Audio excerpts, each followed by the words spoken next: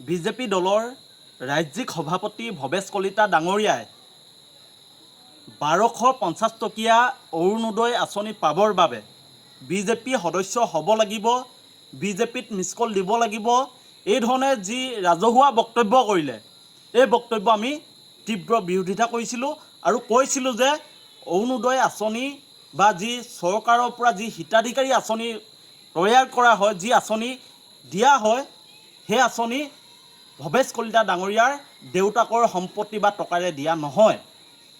আৰু শেহতীয়াকৈ আমি দেখিবলৈ পাইছোঁ যে এই সন্দৰ্ভত বিভিন্ন দল সংগঠনে প্ৰতিক্ৰিয়া ব্যক্ত কৰিছে, কিন্তু আজি পৰ্যন্ত অসমৰ সন্মানীয় মুখ্যমন্ত্ৰী ডক্টৰ হিমন্ত বিশ্ব শৰ্মা ডাঙৰীয়াই বিজেপি ৰাজ্যিক সভাপতি ভৱেশ কলিতা ডাঙৰীয়াই কৰা বক্তব্যৰ প্ৰতিক্ৰিয়া ব্যক্ত কৰা নাই। গতিকে আমি ছাত্ৰ মুক্তি সংগ্ৰাম সমিতিয়ে ক'ব খুজিছোঁ যে বিজেপি দলে ভয় ভাবুকি আৰু প্ৰলোভন দি মানুহক হিতাধিকাৰী সৃষ্টি কৰাৰ লগতে বিজেপিৰ প্ৰতি আকৰ্ষিত কৰিবৰ কাৰণে চেষ্টা কৰিছে নেকি? বিজেপি সদস্য হ'লে যে আঁচনি পাব, অৰুণোদয় পাব, এই কথাষাৰ কিমান দূৰ সত্য, এই কথাষাৰ অসমৰ মুখ্যমন্ত্ৰী ডাঙৰীয়াই স্পষ্ট কৰিব লাগে।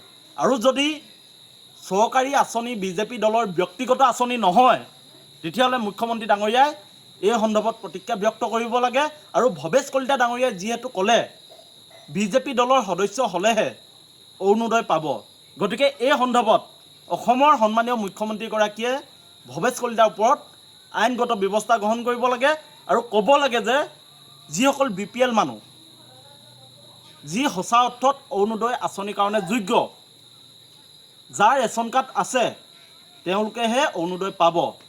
যিহেতু আমি জানো অসম বিধানসভাত সিদ্ধান্ত হৈছিল যে যাৰ ৰেচন কাৰ্ড আছে, যাৰ আধাৰ কাৰ্ড আছে, তেওঁলোকে অৰুণোদয় পাব। আৰু এতিয়া বিজেপি দলৰ সভাপতি বা আমি দেখিছোঁ যে বিভিন্ন গাঁও অঞ্চলত বিজেপি নেতাকৰ্মীসকলে গৈ অৰুণোদয় আঁচনি দিম, আপোনালোকে বিজেপি সদস্য হওক, মিছ কল দিয়ক, এনেকুৱা ধৰণৰ কথাবোৰ কৈ আছে। গতিকে আমি অসমৰ সন্মানীয় মুখ্যমন্ত্ৰী ডক্টৰ হিমন্ত বিশ্ব শৰ্মা ডাঙৰীয়াক আহ্বান জনাইছোঁ যে আপুনি এই সন্দৰ্ভত স্পষ্টীকৰণ দিয়ক। সঁচাকৈ বিজেপি দলৰ কাৰণে অৰুণোদয় আঁচনি সৃষ্টি কৰা হৈছে নেকি? সাধাৰণ মানুহে, দুখীয়া মানুহে, BPL মানুহে অৰুণোদয় নাপাব নেকি? বা সাধাৰণ মানুহ বিজেপি সদস্য হ'লেহে অৰুণোদয় পাব নেকি?